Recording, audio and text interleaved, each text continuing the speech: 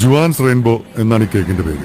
Juan Lobo എന്ന ഫ്രഞ്ചുകാരി യുദ്ധത്തിന് പോയ ഭർത്താവായ ആൽബർട്ടിന് വേണ്ടി ഉണ്ടാക്കിയതാണ് ഈ റെസിപ്പി. സ്ട്രോബെറി കൊണ്ടാണ് ജുവാൻ ആദ്യ ദിവസം കേക്ക് ഉണ്ടാക്കിയത്.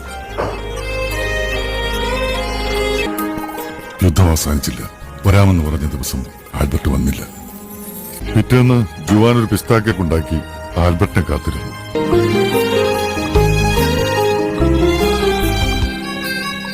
പുള്ളിക്കാരൻ വന്നോ?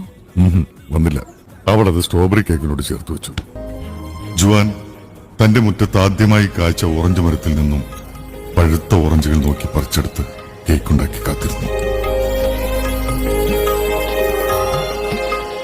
യുദ്ധം അവസാനിച്ചു. 3 ദിവസത്തെ കാത്തിരിപ്പിനൊടുവിൽ അവൾക്ക് ഏറ്റവും ഇഷ്ടപ്പെട്ട ചോക്ലേറ്റുകളുമായി ആൽബർട്ട് വന്നു. അവൾ അത് അവനു വേണ്ടി കരുതി വെച്ച കേക്കിലേക്ക് ഒരുക്കി ചേർത്തു.